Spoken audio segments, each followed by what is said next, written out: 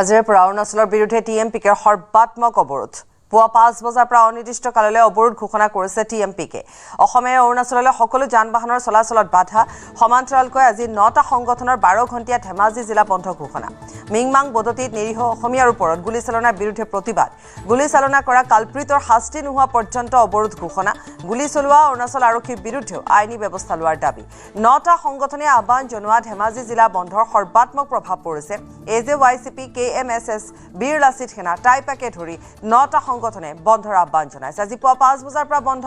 12 ঘণ্টীয়া ধেমাজি জিলা বন্ধ ঘোষণা কৰা হৈছে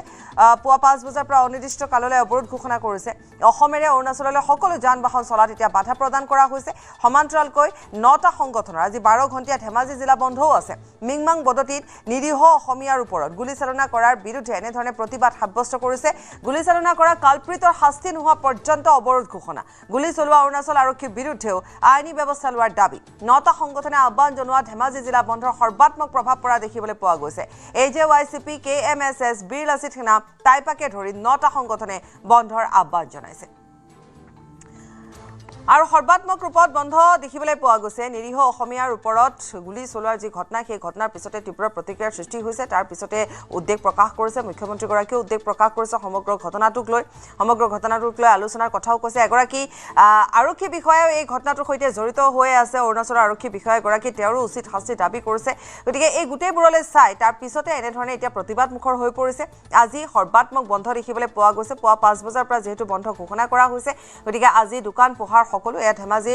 নগৰৰ দৃশ্য য'ত দোকান পোহাৰ সকলো বন্ধ হৈ আছে আৰু গতিকে দিনটোৰ বাবে 12 ঘণ্টাৰ 9টা সংগঠনে 12 ঘণ্টাৰ বন্ধ আহ্বান কৰিছে ইফালে টিএমপিকে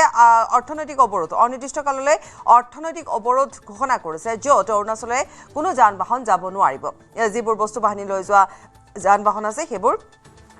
বন্ধ কৰি দিয়া হৈছে অৰুণাচলৰ বিৰুদ্ধে টিএমপিকে এয়া প্ৰতিবাদ অনিৰ্দিষ্ট কাললৈ অৰ্থনৈতিক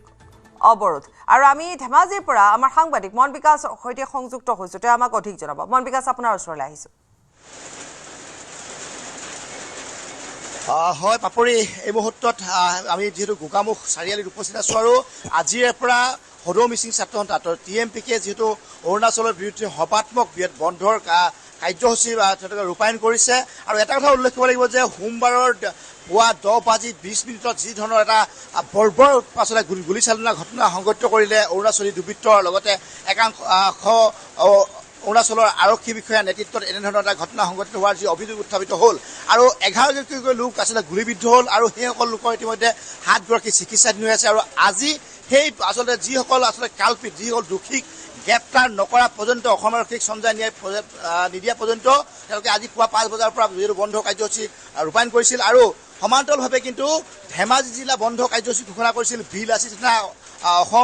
অসম জাতীয়তাবাদী যুৱ পৰিষদ আৰু টাইপাকে ধৰি 9টা সংগঠনে ধেমাজি জিলা বন্ধ ঘোষণা কৰিছে একেই দাবী আৰু মই সামগ্ৰিক পৰিৱেশটো দেখুৱাইছোঁ এয়া ধেমাজি গোগামুখৰ দৃশ্য গোগামুখত ইতিমধ্যে যি বন্ধৰ কাৰ্যসূচী ইতিমধ্যে ৰূপায়িত হৈছে আৰু সমান্তৰালভাৱে গোগামুখত এই চাৰিআলিতে তেওঁলোকে টিএমপিকে যিসকল কৰ্মকৰ্তাসকলে এই আচলতে যি অৱৰোধ কাৰ্যসূচী ৰূপায়ণ কৰিব আৰু যিহেতু পুৱা 5 বজাৰ পৰা অৰুণাচলৰ প্ৰতিটো প্ৰৱেশ পথ বন্ধ কৰি দিয়া হৈছে আৰু বান্দৰদুৱা হওক বা কিমিন হওক বা লিকাবালি ৰুকচিন সমান্তৰালভাৱে যি আচলতে শদিয়া পৰ্যন্ত যিসমূহ তেওঁলোকে প্ৰৱেশ পথ সেই প্ৰৱেশ পথসমূহ ইতিমধ্যে বন্ধ কৰি দিয়া হৈছে আৰু ঠায়ে ঠায়ে টিএমপিকে যিসকল কৰ্মকৰ্তাসকলে উপস্থিত হৈ পিনি তেওঁলোকে অৰুণাচলৰ বিৰুদ্ধে সৰ্বাত্মক অৱৰোধ কাৰ্যসূচীত তেওঁলোকে অংশগ্ৰহণ কৰিছে আৰু এই গোগামুখ চাৰিআলিটো ইতিমধ্যে তেওঁলোকৰ কৰ্মকৰ্তাসকলে ইয়াতে যিহেতু যথেষ্ট বতৰ প্ৰতিকূল আৰু বৰষুণ অব্যাহত আছে আৰু তেওঁলোকে ইয়াতে তম্বু তৰি ইয়াতে এই স্থানত অৱৰোধ কাৰ্যসূচী ৰূপায়ণ কৰিব কোনো ধৰণৰ এখনো বাহন যাতে অৰুণাচলৰ লৈ অহা যোৱা কৰিব নোৱাৰে সেই দৃষ্টি নিক্ষেপ কৰি ইতিমধ্যে তেওঁলোকে বন্ধ কাৰ্যসূচী ৰূপায়ণ কৰিব এয়া 15 নং ৰাষ্ট্ৰীয় ঘাইপথ আৰু এই 15 নং ৰাষ্ট্ৰীয় ঘাইপথেৰে যিসকল লোকে বিশেষকৈ অৰুণাচলৰ যিসকল লোকে এইফালে অহা যোৱা কৰে পাছিঘাট লিকাবালিৰ পৰা বা এই গোগামুখৰ হিমে বস্তি যি স্থানৰ পৰা ৰাইজ ওলাই আহে বা অন্যান্য যি তেওঁলোকৰ বাটপথ আছে সেই বাটপথসমূহত ইতিমধ্যে বন্ধ কৰি দিয়া তেওঁলোকে কাৰ্যসূচী ৰূপায়ণ কৰিছে ঠায়ে ঠায়ে তেওঁলোকৰ কৰ্মকৰ্তা ঠায়ে ঠায়ে ৰাইজ সাজু হৈ আছে আৰু এনেধৰণে এক প্ৰকাৰ সৰ্বাত্মক অৱৰোধ কাৰ্যসূচী ৰূপায়ণ আৰু কৰি ৰাইজেও ইয়াত সমৰ্থন জনোৱাই দেখিবলৈ পোৱা গৈছে যিহেতু এতিয়া 8 বাজিছে 8 বজালৈকে সকলো দোকান পোহাৰ বন্ধ হৈ আছে অৱশ্যে কিছু বাহন চলাচল কৰি আছে আমি মন বিকাশ পৰৱৰ্তী সময়ত যাম পলাশ আছে আমাৰ সৈতে পলাশৰ পৰা আমি এই মুহূৰ্তৰ খবৰ লাভ কৰিম পলাশ আপোনাৰ ওচৰলৈ আহিছো আৰু আপুনি তাত প্ৰতিবাদী যিসকল লোক আছে তেওঁলোকৰ কাষতে আছে গতিকে আপোনাৰ ওচৰলৈ পুনে পুনে যাম পলাশ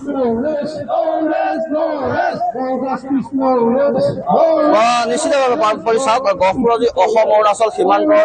যি বৰ্ডাৰ আছে তাত এতিয়া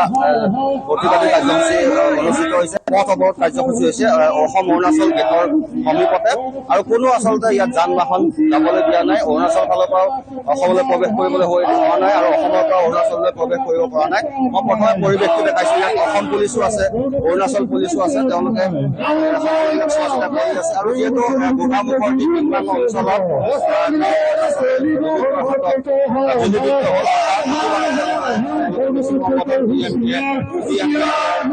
প্ৰতিবাদী কাৰ্যসূচী অনুষ্ঠিত কৰিছে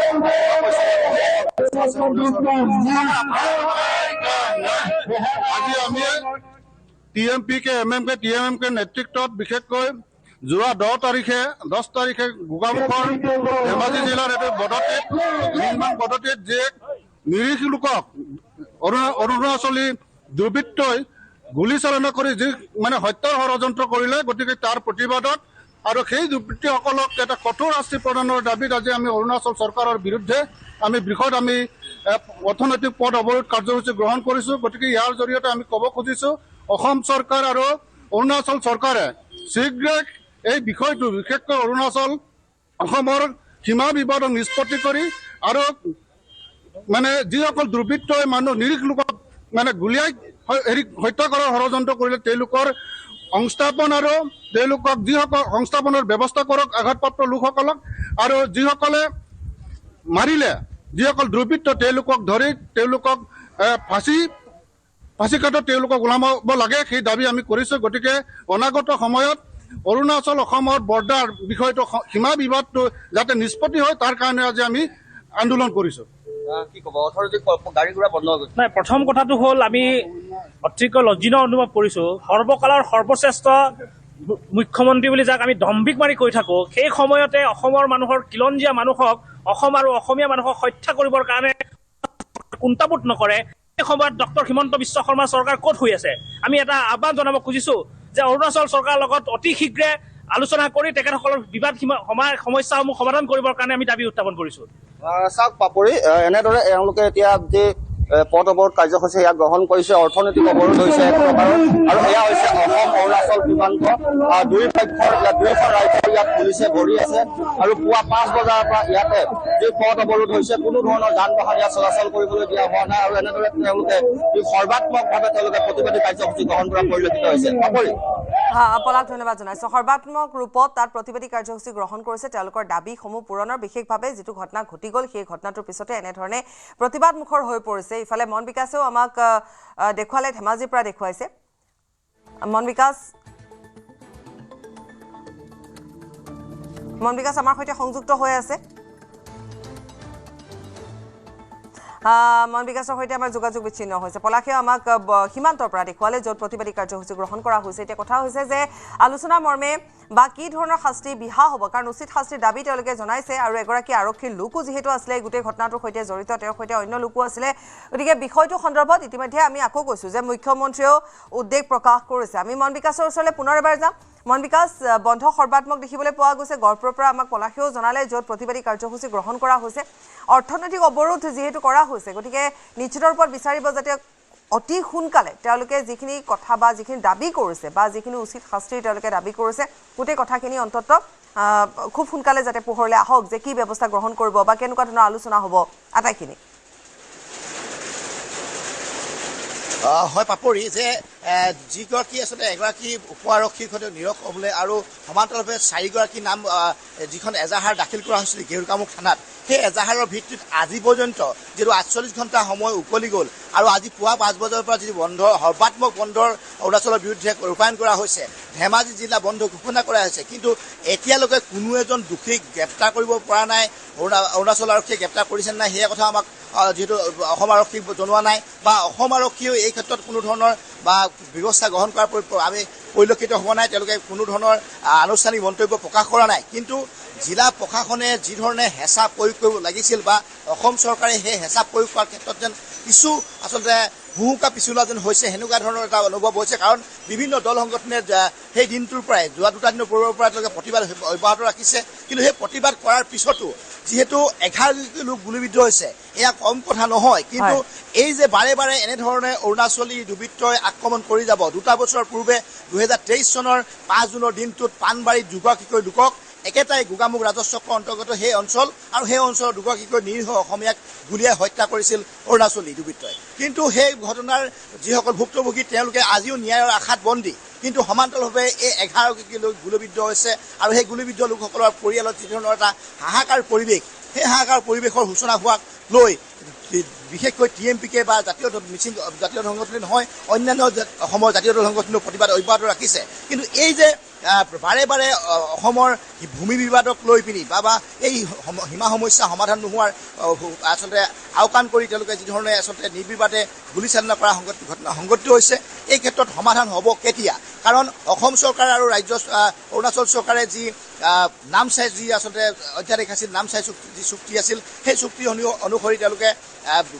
বিশেষকৈ গাঁওসমূহৰ ভাগ বতৰা কৰিছিল, কোন স্থান অসমে এৰি দিব, কোন স্থান আচলতে অৰুণাচলে পাব। কিন্তু সেইসমূহ সমস্যা সমাধান নপৰোঁতে যি ধৰণৰ এটা বৰ্বৰ আক্ৰমণ চলিছে, সেই আক্ৰমণৰে প্ৰতিবাৰে আচলতে খিলঞ্জীয়া অসমীয়াই আচলতে প্ৰাণ হেৰুৱাবলগীয়া হৈছে, খিলঞ্জীয়া অসমীয়াই আঘাতপ্ৰাপ্ত হ'ব লগা হৈছে। আৰু এই সৰ্বাত্মক অৱৰোধ কাৰ্যসূচীৰ বিৰুদ্ধে ৰাইজে যথেষ্ট সহযোগ কৰিছে আৰু এই ক্ষেত্ৰত ৰাজ্য চৰকাৰে নিশ্চিতভাৱে হয় ধন্যবাদ জনাম। আৰু ইতিমধ্যে দাবীখিনি কথা কোৱাই হৈছে আৰু সকলোৱে বিচাৰিছে যাতে খুব কম সময়ৰ ভিতৰত বিহিত ব্যৱস্থা গ্ৰহণ কৰা হওক।